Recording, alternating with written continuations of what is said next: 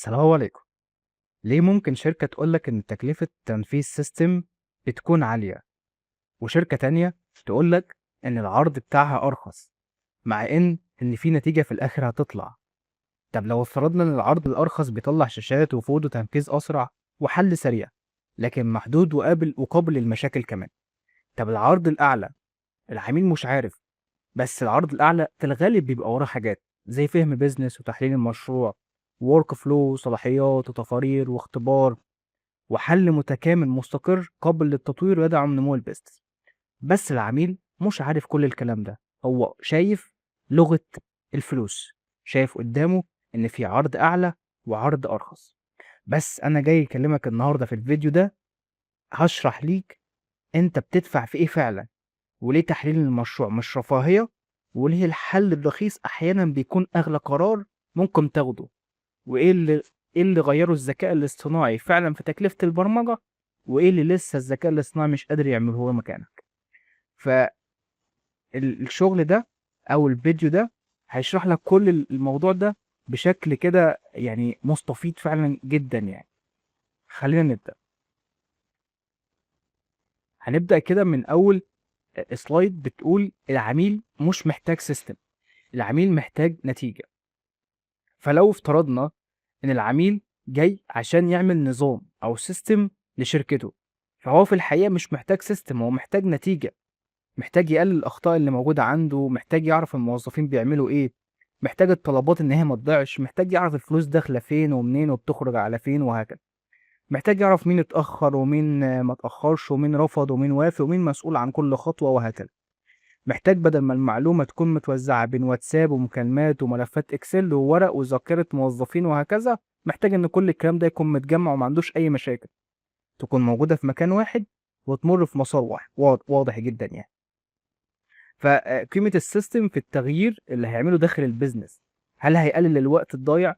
هل هيقلل الاعتماد على الأشخاص بعينهم؟ هل هيمنع الأخطاء قبل ما تحصل؟ هل هيساعد الإدارة تاخد قرارات صح؟ هل هيسمح للشركة إنها تكبر؟ والّا هيكون مجرد نسخة إلكترونية من الفوضى الموجودة حاليًا؟ يعني مش كل عملية تتعمل إلكترونيًا تبقى عملية صحيحة، ما ممكن إجراء إداري غلط يحصل فيه مشاكل كبير جدًا. فالمبرمج بينفذ لك إيه بالضبط؟ هو زي ما أنت طلبت فعلًا في البداية، لو افترضنا إن العرض الرخيص هو اللي أنت اشتغلت فيه، هينفذ لك الشغل عادي وهيعمل لك السيستم من غير bugs، ما فيش مشكلة.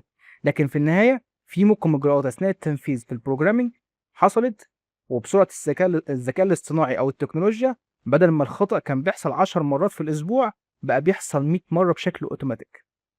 ففي الجزء الأول العميل مش محتاج سيستم، العميل محتاج نتيجة. فنبدأ. طب ليه بنبدأ بالbusiness قبل الكود؟ تعالَ أقول لك، قبل ما نفتح محلل الأكواد أو الID لازمًا نفهم الbusiness كويس جدًا. بدايةً، مين المستخدمين داخل السيستم؟ كل شخص هيكون مسؤول عن إيه؟ العملية بتبدأ منين وتنتهي فين؟ إيه الحالات الطبيعية والحالات الاستثنائية؟ مين ليه صلاحية الموافقة؟ مين ليه صلاحية التعديل؟ مين يقدر يشوف البيانات؟ إمتى العملية تعتبر انتهت؟ إيه اللي يحصل لو في الخطوة دي اتأخرت أو فشلت؟ طيب مثال بسيط، جه عميل قال أنا محتاج نظام طلبات للموظفين. السؤال بيبدو يعني أو اللي هو محتاجه يبدو إن هو بسيط، طلبات للموظفين بتوعه، مجرد واجهة فيها زرار submit. بس تعالَ نسأل كده بعض الأسئلة، هل أنت تعرفها عن الbusiness والّا لأ؟ طلبات إيه بالضبط؟ أجازة، مشتريات، مصروفات، صيانة؟ هل كل الطلبات دي لها نفس دور الموافقة؟ هل المدير المباشر لازم يوافق؟ هل بعده الإدارة المالية؟ يعني هل في حد أقصى للمبلغ للطلب؟ هل الموظف يقدر يعدّل الطلب بعد إرساله؟ هل يقدر يلغيه؟ إيه اللي يحصل لو المدير يعني لو المدير بقى في أجازة؟ هل تتنقل الموافقة لشخص آخر طيب؟ هل بعض الطلبات تُقبل تلقائيًا؟ في إشعارات والّا ما فيش؟ هل تحتاج سجِّل يوضّح كل شخص غيّر إيه وإمتى؟ هل الفروع ليها سياسات مختلفة؟ هل التقارير المطلوبة للإدارة الشهرية أم يومية؟ وأكتر من كده بكتير، لدرجة إن في أسئلة أصلًا ما جاتش في بال العميل. ففي الحقيقة إن في نظام ممكن يكون كامل، صلاحيات، موافقات معقدة، وإشعارات وتنبيهات وسياسات وقواعد عمل وتقارير ولوحات بيانات وحالات استثنائية متعددة. أنت هنا مش بتدفع مقابل إنشاء فورم وزرار submit وكده وخلاص وشكرًا، لأ، أنت بتدفع مقابل إن حد بيفهم العملية والwork flow بتاع الشغل بتاعك، ويسأل الأسئلة اللي ممكن أنت ذات نفسك ما سألتهاش، ويمنع المشاكل قبل ما تتحول لكود وتصبح تكلفة تغييرها أكبر، تصبح التكلفة وقتها بعد ما خلاص بنينا الكود تصبح التكلفة أكبر. فهنا تعالَ نشوف مثال العمارة قبل البناء هندسة وتخطيط. يعني لو جينا افترضنا إن إحنا عايزين نبني عمارة، فالعمارة عشان نبنيها لازمًا الأول بندرس المساحة والطبيعة والأنظمة، دراسة الأرض عامةً، وبعد كده بنعمل التخطيط والتصميم، وبعد كده الرسومات والحسابات، وبعد كده التنفيذ في الآخر. صحيح، صحيح. طيب بنفس المبدأ في نظام البرمجي، تحليل العمليات، فهم العمل والمستخدمين والمتطلبات، نموذج البيانات وقواعد العمل والصلاحيات، الأنظمة الأخرى والأمان والحالات الاستثنائية، التنفيذ، المطور يكتب الكود حسب التصميم. ليه بنبدأ بالتخطيط قبل التنفيذ بقى؟ يعني ليه إحنا رُحنا للتخطيط؟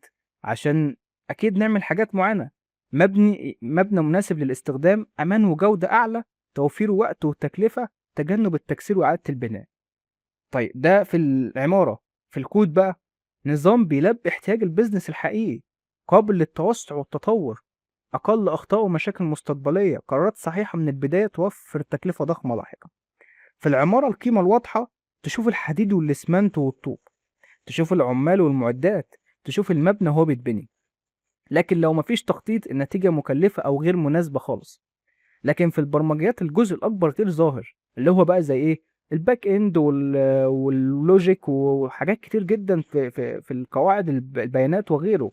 تشوف شاشة فيها زرار، مش بتشوف القواعد والمنطق، مش بتشوف الصلاحيات والحمايات، مش بتشوف معالجة الحالات، مش بتشوف القرارات الهندسية. أنت هنا مش بتدفع تمن شاشات والّا عرض والّا زراير والّا أيًا كان، أنت بتدفع تمن تفكير وهندسة خلفها، خلف كل الشكل الجميل ده. فكل قرار صحيح قبل كتابة كود بيوفّر وقت وبيقلل أخطاء وبيخلّي النظام أقوى وتكلفة أقل على المدى الطويل. طيب بعد كل ده أنا لحد دلوقتي أنا ما عرفتش أنا بادفع في إيه فعلًا.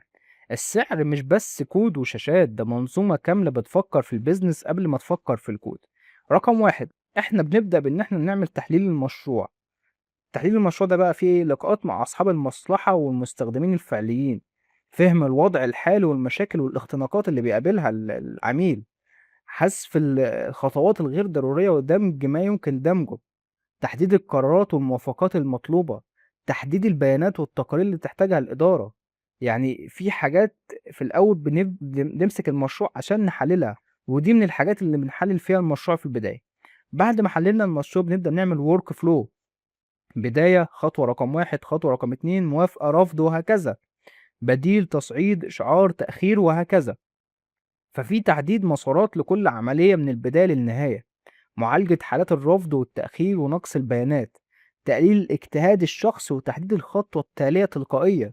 نحاول إن إحنا بنعمل كل حاجة وكأنها automation، الحاجات شغالة بشكل تلقائي عشان نقلل الأخطاء والتدخل اليدوي بشكل كبير. تحديد من يشاهد ومن يعدل ومن يحذف، ده في الصلاحيات والأمان. للخطوة رقم 3، فإدارة مين اللي عليه الفرع ده، مين مدير الفرع، مين المحاسب بتاع المالية، مين اللي عنده البيانات والصلاحيات، مين اللي عنده يعدل ويحذف وهكذا.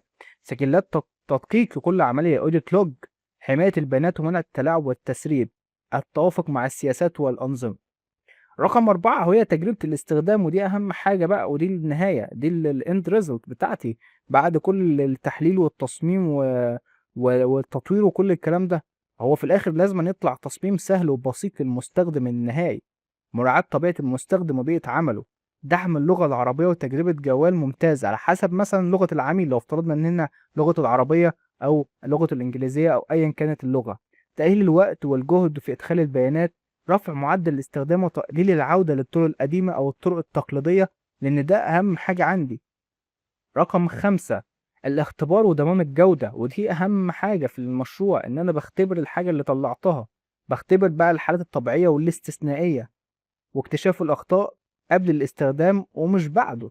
لازمًا وأنا باستخدم النظام في الdevelopment أكتشف الأخطاء عشان أعدل وأحسن وأطور. ضمان استقرار وأداء النظام في كل الظروف. ففي حالة إيه مثلًا؟ انقطاع الإنترنت، ضغط مزدوج على زرار payment مثلًا، ملف كبير رفعته، تعديل متزامن، فشل الدفع، حمل عالي، وهكذا. ففي cases كتير جدًا من الاختبار وضمان الجودة. ف6 البنية وقابلية التوسع، لازمًا الكود اللي يكون مكتوب كود يعني مبني بarchitecture عالية جدًا، عكس ما يكون كود قديم أو كود بarchitecture قديمة أو مش architecture مش معمولة بأحسن حاجة وهكذا. فلازمًا يكون تصميم أساس قوي يسمح للنمو والتوسع، إضافة مزايا وتعديلات بسهولة مستقبلًا، تجنب إعادة بناء النظام من الصفر. ودي ممكن اللي بيميز أي عرض قوي عن عرض ضعيف في الناحية المالية. فممكن ليه شركة تقول لك إن إحنا عرضنا قوي، بعد ما يشرحوا لك كل الكلام ده كله، أكيد بعد ما يشرح الكلام ده أكيد معروف إن الشغل اللي هم بيعملوه أو الcoding، ودي أهم حاجة أصلًا هو الprogramming على أعلى مستوى بarchitecture وclean code وغيره. رقم 7 بقى هو النشر والمتابعة والصيانة والدعم الفني وغيره من الحاجات الجميلة دي. فمراقبة وتسجيل الأخطاء، الأمان والنسخ الاحتياطي، إعداد سيرفر وقاعدة بيانات، التحديثات والتحسينات، دعم المستخدمين، حل المشكلات الطارئة. فتشغيل أمن ومستقر للنظام دي أهم حاجة، بعد بقى خلاص ما أنت بقيت deployment خلاص. صيانة دورية وتحديثات مستمرة لو في أي أخطاء ظهرت، شريك تقني يعتمد عليه على المدى الطويل، وده اللي ممكن تقدمه لك الشركة الكبيرة اللي هي عملت عرض كبير فعلًا. مش معنى كده إن أنا كل ده لسه أنا ما جيتش عند العروض الصغيرة، ممكن العروض الصغيرة هي بتعمل كده وبتحرق سوق، ما فيش مشكلة، ولكن تأكد ليه العرض الكبير بيبقى هو عرض فعلًا ذو قيمة. بعد كده ليه العميل بقى ما يروحش للحاجة الرخيصة؟ المشكلة مش في السعر القليل، المشكلة في شراء حل رخيص لمشكلة كبيرة ومعقدة، هي دي المشكلة، إنك أنت جاي تشتري حل رخيص لمشكلة أصلًا كبيرة. طب إمتى الحل البسيط منطقي بقى؟ لو إحنا افترضنا إن هي صفحة تعريفية بسيطة، موقع ترويجي، نموذج أولي لاختبار فكرة، مشروع صغير بعمليات بسيطة، ده لو افترضنا إن المشروع صغير، مش كل حاجة تحتاج نظام ضخم، ادفع على قدر احتياجك الحقيقي. الحلول الرخيصة بتكون أرخص لإنها مفيش تحليل حقيقي، مفيش توثيق، مفيش اختبار كافي، مفيش اهتمام بالأمان، مفيش تصميم قابل للتوسع، مفيش دعم بعد التسليم، مفيش خطة للنسخة الاحتياطية، مفيش فهم فعلي للبيزنس. كل حاجة تتعدل بعدين، لكن كل بعدين ليه تكلفة. وخليك فاكر النصيحة دي كويس، كل حاجة تتعدل بعدين، ولكن كل تعديل لكل بعدين ليه تكلفة. فسعر الشراء آآ مقارنةً بتكلفة الملكية الحقيقية، سعر الشراء تدفع مبلغ أقل في البداية، بس في النُص كده هيحصل لك إيه، إصلاح أخطاء والمشاكل، إعادة بناء أجزاء كاملة، نقل البيانات وتنظيفها، توقُّف الشغل وفقدان وقت، تدريب الموظفين مرّة أخرى، فقدان بيانات ومعلومات، فرص مبيعات ضاعت، عملاء اتضايقوا، رجوع الموظفين للطرق اليدوية، وحصل كده دربكة عندك. الحل الصحيح من البداية إنك تحلل وتفهم حقيقي وتفهم الbusiness الحقيقي، وبدون أي يعني تخطي للي أنت الشغل الحقيقي اللي أنت قاعد تعمله تحليل من البداية. بنبني صح من أول مرة، بنقلل المشاكل والتكاليف المستقبلية، بنوفر وقت وفلوس وطاقة كبيرة. فوفرت في البداية لكن دفعت أضعاف التوفير بعد التشغيل. الحل الرخيص لمشكلة كبيرة بيوفر بتوفير وقت مؤقت في البداية، ولكن مشاكل وتكاليف مستمرة، توتر وإرهاق وإهدار وقت، نمو متعطل وفقدان فرص. فخليك عارف إنك أنت في البداية لازم تختار صح، إمتى الحل البسيط يكون منطقي، وإمتى الحل الكبير يكون محتاج فعلا شغل كبير. مثال بسيط، الرخيص اللي طلع غالي، تقنيا النظام شغال لكن إداريا هو فشل. بمعنى، في البداية الشركة عندها عمليات مبيعات، عدد من المسوقين ومندوبي المبيعات، عملاء محتملين يوميا، فرص مبيعات تحتاج متابعة، هدف زيادة المبيعات وتحسين المتابعة. هدف الشركة دي إنها تزيد المبيعات وتحسن المتابعة. فالحل الرخيص CRM بسيط جدًا بسعر منخفض، وقت تنفيذ سريع. هو عمل CRM كده لمتابعة الحالات بتاعة العملاء وهكذا وتحسين المتابعة. إيه اللي هيحصل؟ إضافة عميل، تسجيل مكالمة، تغيير حالة الصفقة، تقارير أساسية.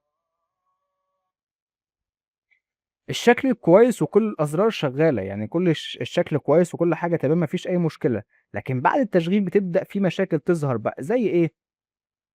أكتر من موظف يتواصل مع نفس العميل من غير ما يعرف، ما فيش توزيع واضح للعملاء، ما فيش سجلات للتعديل، أي موظف يقدر يصدر كل بيانات العملاء، يصدر كل بيانات العملاء، ما فيش تنبيه للفرص المتأخرة، ما فيش طريقة لمعرفة سبب خسارة الصفقة. التقارير بتعرض أرقام لكن مش مبنية على دورة مبيعات واضحة. ف ده CRM بسيط، ما اتبناش من البداية على تحليل وغيره من العمليات اللي إحنا اتكلمنا فيها، من تصميم work flow، صلاحيات وأمان وغيره من اختبار وضمان جودة والبنية القابلة للتوسع. أكيد في حاجة وقعت مننا. فالنتيجة بعد 6 شهور اضطروا لإعادة بناء نظام، إعادة بناء النظام من الأساس بقى، ونقل البيانات القديمة وتنظيفها وتنظيف التكرارات والأخطاء، وإعادة تدرب الموظفين، واستعادة الثقة الفريق استعادة ثقة الفريق في النظام. طبعًا أي حد كان ممكن بيتعامل مع system والsystem ده كان فيه مشاكل، وفجأة جيت قُلت له أنا عايز الsystem ده آمم هنعيده. ومع فريق عندك في الشركة قال لكم، جيت قُلت لهم يا جدعان إحنا جِبنا system جديد، وهُم كانوا بيعانوا في البداية مع system قديم، فوالله هيكون في زي نوع من أنواع الإحباط كده شوية، وما فيش شغف قوي تجاه إن هُم يجربوا الsystem الجديد وهكذا. في معنويات بتُبنى عليها، اللي هو بقى التكلفة الأقل، واللي هو إيه، في ضريبة بتدّفع. تكلفة الملكية الحقيقية الرخيص في البداية، الأغلى في النهاية. تكلفة إعادة بناء والتفوير، وقت ضاع ووقف شغل، تدريب وتغيير عادات الفريق، ده اللي أنا كنت باتكلم عليه من شوية. فقدان فرص ومبيعات، عملاء غير راضيين وتجربة سيئة، بيانات غير دقيقة وتقارير مضللة. فالسبب الحقيقي للمشكلة، المشكلة مش في الكود، المشكلة في إن النظام اتبنى قبل ما يتم فهم الbusiness. كود شغال بس فهم الbusiness مصمم صح، وده الأهم. والأهم إن في وقت من الأوقات لو إن الكود مش متصمم صح، وإن الكود وِحِش بس المشروع شغال كويس طبقًا للwork flow بتاع المشروع بالضبط، ساعتها النظام ده أحسن من إن هو يكون مبني غلط وفيه bugs وerror مثلًا والّا حاجة. ما فيش مشكلة إن ممكن وقتها الإدارة كلّها شغّالة زي الفل، بس الكود مش كويس، عادي ما فيش مشكلة، الكود يتعدل ويتضبط ويفضل الwork flow عادي زي ما هو. لكن العكس ده مصيبة. الدرس الأهم إن النظام الناجح بيبدأ من فهم الbusiness وتخطيطه بشكل صح، مش من كتابة الكود. الكود بينفذ الحل، لكن الفهم هو اللي بيصمم الحل الصح أساسًا. لو افترضنا إن إحنا في عصر الAI، أو ما افترضناش بقى، إحنا خلاص already إحنا في عصر الAI، المفروض البرمجة تبقى أرخص، وده من الحاجات اللي بيقابلها أو بتقابلها أي شركة آآ مع عميل، اللي هو العميل بيقول ده إحنا يا هندسة المفروض إحنا في عصر الAI، المفروض بقى الدنيا خلاص في اللذيذ منه كده. الصح في الجملة الذكاء الاصطناعي فعلًا سرّع أجزاء من عملية التطوير، وبيكتب كود أسرع، وبيقترح حلول، وبينشئ أجزاء متكررة بشكل تلقائي وسريع، ويساعد في كتابة اختبارات، ويشرح أخطاء، وينتج نماذج أولية بسرعة، ويساعد في التوثيق والمراجعة، وده كل ده شيء ممتاز جدًا. لكن بعض الناس بتتعامل مع المشروع البرمجي كإنه كتابة كود هي كل المشروع. في ناس دلوقتي بتتعامل مع المشروع إن هو كود، شكرًا المشروع خلص. ودي مش الحقيقة. الحقيقة اللي إحنا اتكلمنا عنه كله فوق ده، اللي هو تخطيط وتحليل وwork flow ومثال العمارة وهكذا. الحقيقة الAI بيسرّع التنفيذ لكن لا يعوّض غياب الفهم. الAI يساعدك تكتب بسرعة، لكن مين يحدد الاتجاه الصحيح بقى؟ هو المبرمج اللي قاعد، أو الشركة أو الفريق. لو افترضنا إن الAI ممكن يساعدك في التنفيذ، يكتب لك دالة، يبني شاشة، database schema، work flow، يولد كود بسرعة، يكتب نظام شكله كامل، بس مين يقرر إن الدالة دي مطلوب منها إيه أصلًا؟ الدالة دي بتعمل إيه، مين اللي بيقرر الحاجات دي، مين بيحدد البيانات الصحيحة اللي تظهر، هل فهم العلاقات الحقيقية داخل الbusiness الAI هيعرف يعمل الكلام ده؟ هل مين يعرف سياسة الشركة والاستثناءات الموجودة فيها؟ ما هو ده المبرمج اللي قعد ينحر نفسه ويحلل ويشرح بقى لنفسه ويخطط ويعمل work flow عشان يفهم السياسة بتاع الشركة والwork flow بتاع الشركة والbusiness logic بتاع الشركة ماشي إزاي تجاه مثلًا CRM أو ERP بتاع الشركة مثلًا. مين بقى اللي بيراجع الكود ده ويكتشف إنه فعلًا آمن وقابل للصيانة والّا هيسيب مشاكل في جزء صغير والّا إيه؟ هل النظام ده هيحل المشكلة التجارية الصحيحة؟ يعني مين اللي قاعد يدير العملية دي كلّها؟ لو افترضنا إن المبرمج هيشغّل الموضوع كلّه agent ما فيش مشكلة، بس هو عارف كل حاجة، الدنيا هتمشي إزاي، الAI هيعمل إيه أو هينفّذ إيه، التوجيه بتاعه حتى لو كان التوجيه فقط هو بيوجّه فقط، فما زال الAI مش هيعرف يعمل الكلام ده لوحده، فلو نفّذنا الاتجاه الغلط فالAI هيخلّيك تجري في الاتجاه الغلط بسرعة أكبر، سرعة التنفيذ مش هتفيد لو إحنا ماشيين غلط. الAI أداة قوية جدًا لمّا تكون في أيدي فريق فاهم الbusiness وصاحب خبرة وعنده منهجية صحيحة. التكنولوجيا تزيد قوتك لكنها لا تعوّض فكرك.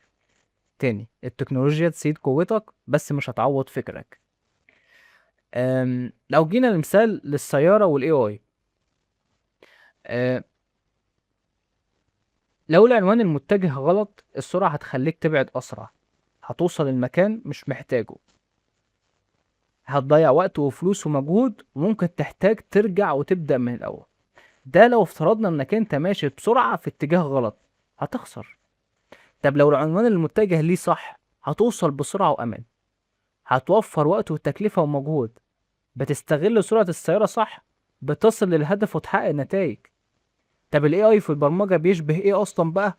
بيشبه بقى هو المحرك اللي أنت قاعد تشتغل بيه، بيسرّع كتابة كود، بيقترح حلول، بينتج أجزاء بسرعة، بيقلل الأخطاء المتكررة، بيزيد الإنتاجية والكفاءة. محرك قوي لكنه لا يحدد الوجهة. مين بقى اللي حدد الوجهة؟ مين اللي قعد درس وحلل وخطط وعمل work flow وقال له الdatabase والschema وكل الكلام ده والback end والbusiness logic وسياسة المشروع والحاجات دي كلها؟ هو أنت. فمين يحدد الوجهة والمسار الصحيح؟ من فهمك للبيزنس وتحديد المشكلة الحقيقية، بيحدد الواجهة والأهداف والنتائج المطلوبة، بيرسم المسار والعمليات الصحيحة من البداية للنهاية، بيتخذ القرارات والتصميمات الصحيحة حسب الأولويات، بيراجع الجودة والأمان ويتأكد من الاعتمادية والأداء، بيتحمل المسؤولية عن النتيجة النهائية.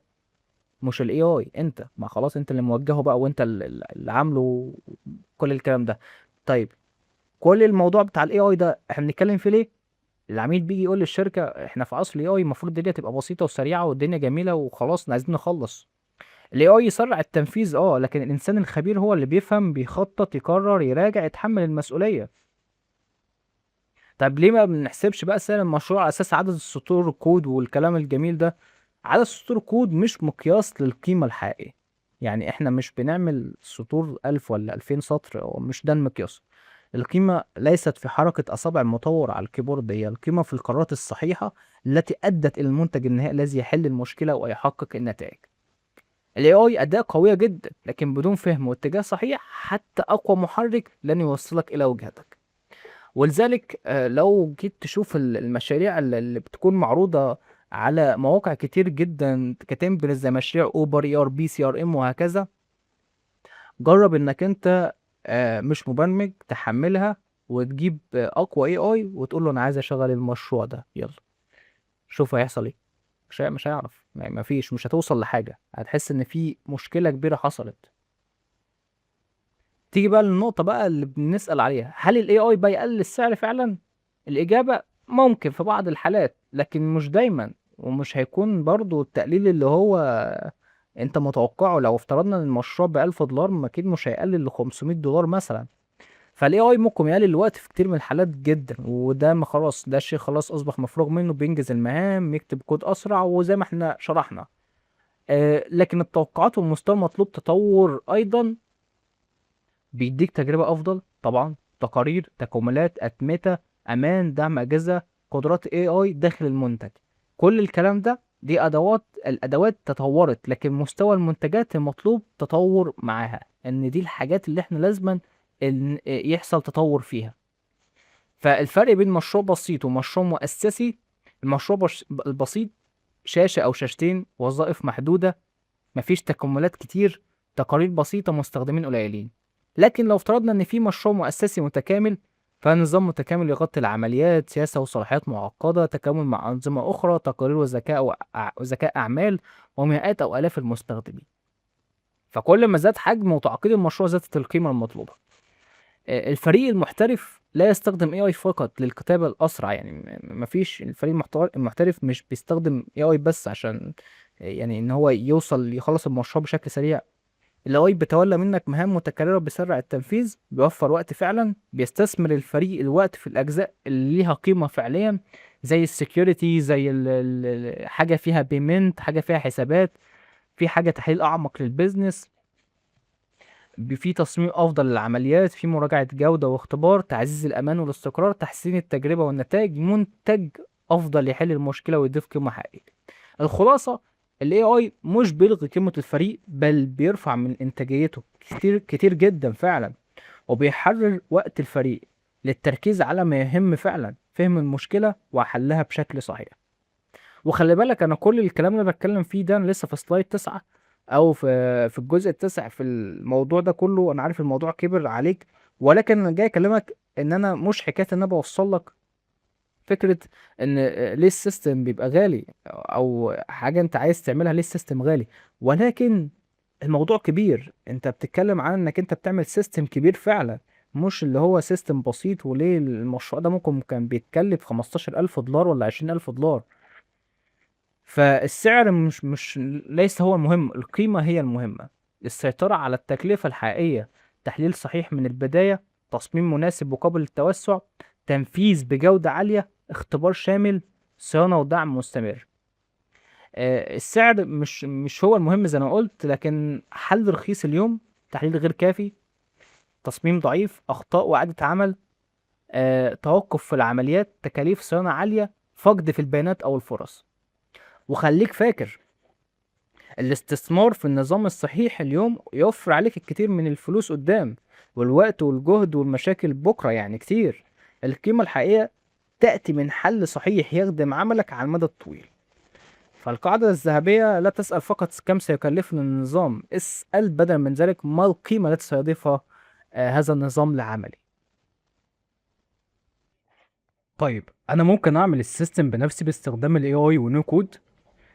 إمتى بقى ان يكون ده صحيح في كتير من الحالات، ان ممكن اداة ليها حدودها وكل مشكلة وليها حجمها. بس امتى بقى تختار الاي اي ونو كود وممتاز والدنيا جميلة وتجرب انك تستخدم الاي اي؟ لما يكون نموذج اولي او بروتوتايب او ام في بي، اداة داخلية كده بسيطة، واختبار فكرة سريع، ولاندنج بيج وصفحات تعريفية وربط عمليات صغيرة مع بعضها كده. ده بسيط كده ومحدود. ولكن لو جينا عند سيستم معقد وشغل كبير، فساعتها مش هينفع. يعني عمليات أساسية داخل الشركة، حاجات حساسة ومهمة، عدد كبير من المستخدمين، قواعد عمل معقدة، تكاملات كتيرة مع أنظمة أخرى، سواء كان بيمنت أو انتجريشن مع اي اي أو انتجريشن مع اي بي ايز خارجية وهكذا، وحاجات قابلة للنمو والتوسع، ومتطلبات أمن ومطابقة، وتأثير مباشر على البيزنس والإيرادات. هنا بيصبح الأمر أكتر من مجرد تركيب صفحات. طيب، امتى اسئله تسالها لنفسك قبل الاعتماد على اي اداه اي اي في مشروعك؟ مين بيملك البيانات دي وبتتخزن فين؟ كيف تؤمن الصلاحيات والبيانات دي؟ ماذا يحدث عند فشل الخدمه؟ هل يمكن نقل النظام والبيانات بعد كده؟ هل يوجد قيود في الاداء في الاداء او المنصه؟ تكلفه الاستخدام عند زياده عدد مستخدمين؟ وكل دي أسئلة انت بتقعد تسألها لنفسك عشان خاطر تشوف هل تعتمد على الاي اي والنو كود في مشروعك في البداية ولا لا. شايف انت دخلت نفسك في لوب أسئلة كبير جدا عشان تحدد اذا كان مشروعك من البداية اي اي ونو كود عشان تطلع بروتوتايب من البداية، ولا انت داخل تعمل في مشروع قوي جدا وكبير من البداية. فالإجابة على الأسئلة دي بتحدد إن كان حل مناسب الآن، أم أنه سيصبح عبئا وتكلفة إضافية في المستقبل. ولعلمك الاشتراكات ال AI دلوقتي هي غالية، فبرضه أنت ممكن تدخل في تكلفة من البداية، حتى لو انت يعني فتحت صدرك ودخلت في الموضوع بالاي اي ونو كود في الاول في حاجة زي كده. فمشروع بسيط ومحدود استخدام اي اي ونو كود وانطلق بسرعة بتكلفة اقل. لو مشروع معقد وحيوي، حل مخصص احترافي يضمن الامان والتوسع والتحكم الكامل في البيانات والاعتماد والعمليات عامة.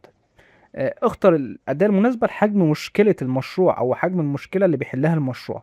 مشروع متوسط التعقيد يمكن دمج الأدوات الجاهزة مع تطوير مخصص، ممكن ده من ده على من ده، وفي الأول والآخر برضه هتحتاج مبرمج أو فريق من المبرمجين.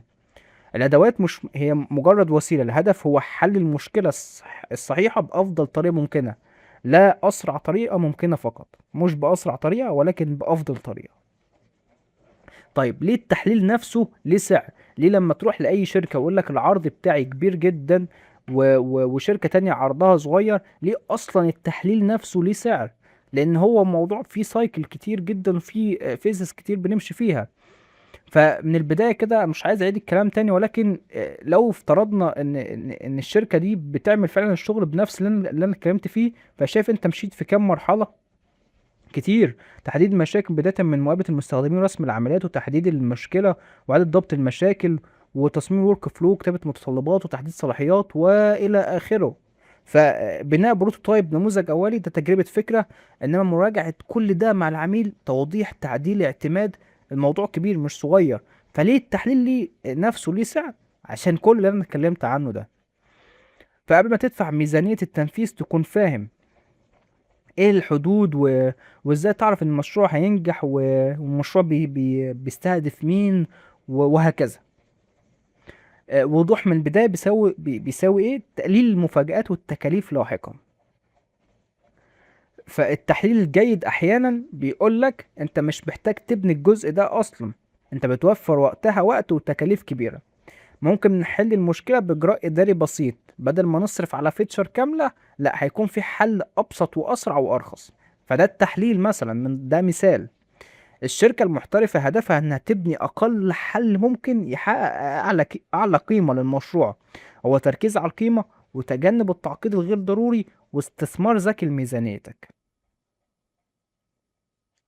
فالسعر العالي مش معناه إن إحنا بنعقد المشروع، في فرق بين الاحتراف والتعقيد بدون وعي.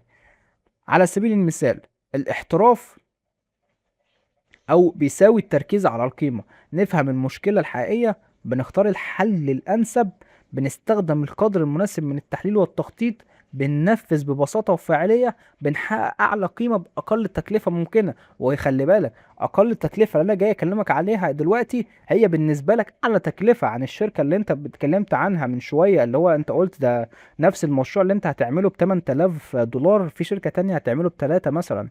فالتعقيد بدون داعي بيساوي تكلفة بدون قيمة، اجتماعات كتيرة بدون نتيجة، وثائق معقدة ما بتستخدمش، عمليات موافقة طويلة ومش ضرورية، تخصيص زائد ومبالغ في المتطلبات، تأخير التسليم ورفع التكلفة. فالسعر العالي مش معناه ان احنا بنعقد المشروع، السعر العالي معناه ان انا جاي اكلمك عن احتراف في تنفيذ المشروع. فنستخدم القدر المناسب من التحليل حسب حجم المشروع، مشروع صغير ولا منتج ناشئ ولا نظام مؤسسي كبير. وطبعا كل واحد بيعتمد على حجم البيزنس. النتيجة أقل حل ممكن هو بيحقق أعلى قيمة دلوقتي وقابل للتوسع في المستقبل. احنا مش بنضيف عشان نبرر السعر، او مش بنتكلم عشان نبرر، احنا بنختار صح من البداية. هل يمكن حل المشكلة بطريقة إدارية أو إجراء بسيط؟ لو نعم لا نبرمج، لو نعم نستخدم جاهز. هل يوجد حل جاهز أو إضافة تلبي الاحتياج؟ أوكي خلاص، لو في حاجة تمبلت جاهزة خلاص يلا بينا. هل يمكن استخدام نو كود أو لو كود بكفاءة؟ أوكي لو في نستخدم. فده التحليل، هو أنت قاعد تبرر التحليل بتاعك هيمشيك لحد فين. فاللي بيميز الفريق المحترف إيه؟ هو مش واحد فريلانس جاي يعمل لك الشغل وهيطير، لا هو الشريك معاك في المشروع والشريك في النجاح، ويهمه ان المشروع ينجح، لان نجاح المشروع بيساوي نجاحه كمان. شريك في النجاح وليس مجرد منفذ، بيهتم بالنتيجة وليس بالشكل فقط، يختار المسار الأنسب وليس الأسهل، بيوازن بين الوقت والجودة والتكلفة عشان يشوف الصورة كاملة في الآخر. طيب امتى نقول للعميل الجزء ده مش محتاج يتعمل دلوقتي؟ لما يكونش ليه تأثير حقيقي على الهدف الأساسي دلوقتي، لما يمكن تنفيذه لاحقا بسهولة مع التحليل والشغل الكبير اللي أنا عامله، إن المشروع أب سكيل أو قابل للتوسع فعليا. لما يكون مفيش بيانات كافية لاتخاذ قرار صحيح، سيضيف تعقيد دون قيمة حقيقية لدلوقتي.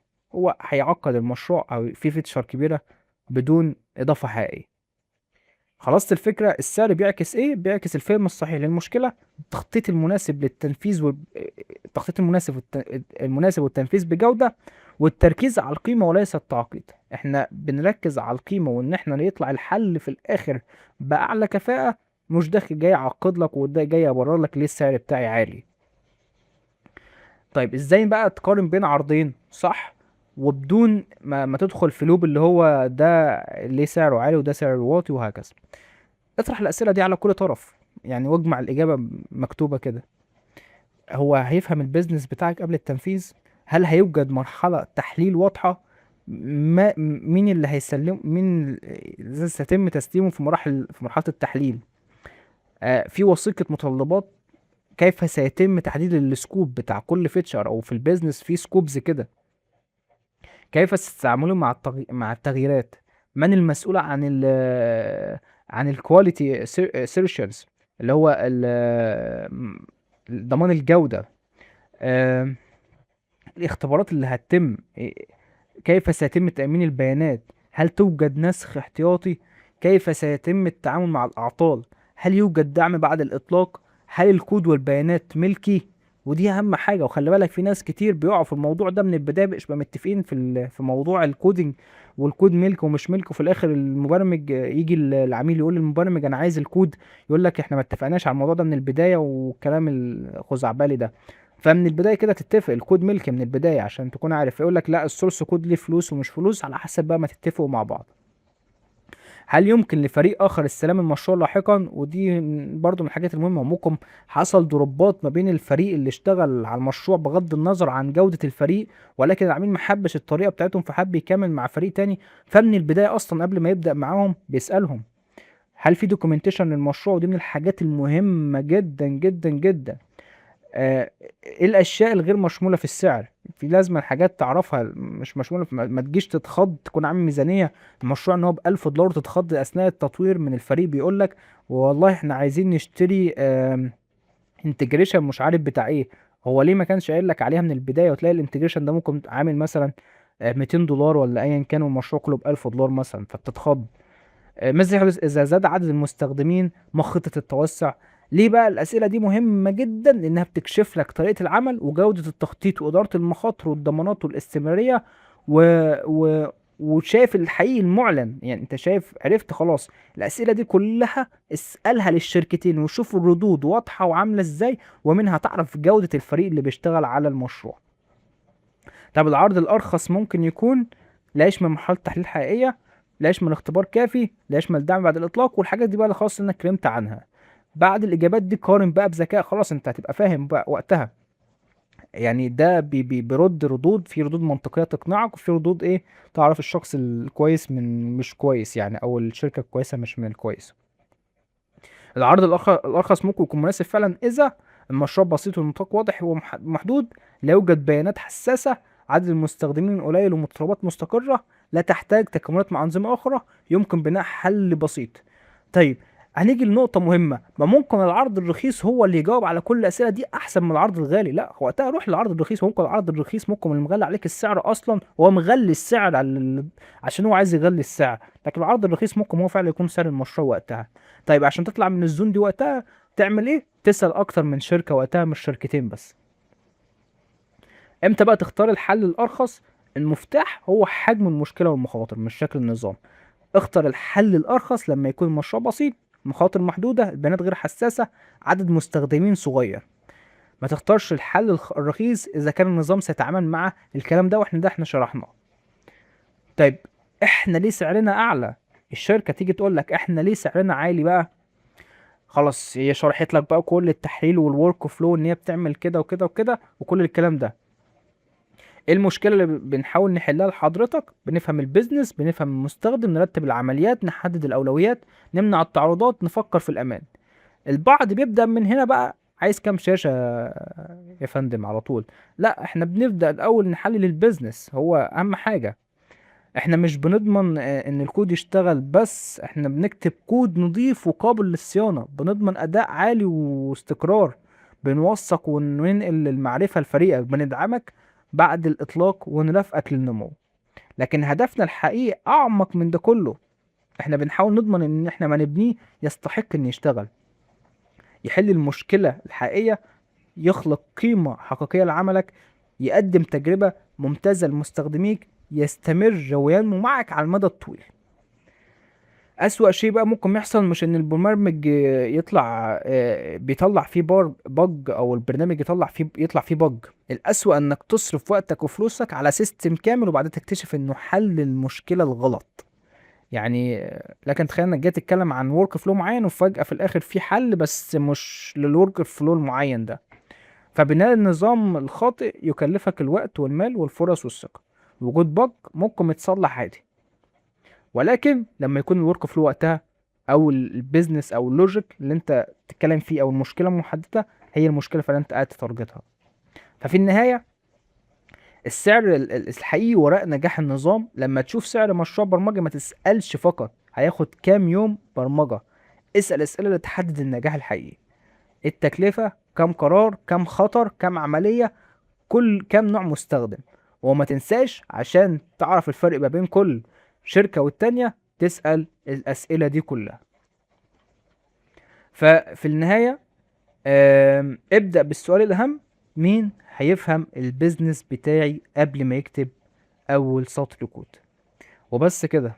أتمنى تكون الشرح عجبكم. أنا عارف إن الشرح كبير، بس هو كان ملم لحاجات كتير جدا جدا، وكان بيوصل لك المعلومة. للسعر ممكن يكون غالي، وللسعر بتاع التاني ممكن يكون رخيص، ودي أكيد حاجة هتخصك وتهمك جدا لو أنت بتبدأ بيزنس جديد. ويا رب أكون فدتك ووصلت لك المعلومة. وبس كده، والسلام عليكم.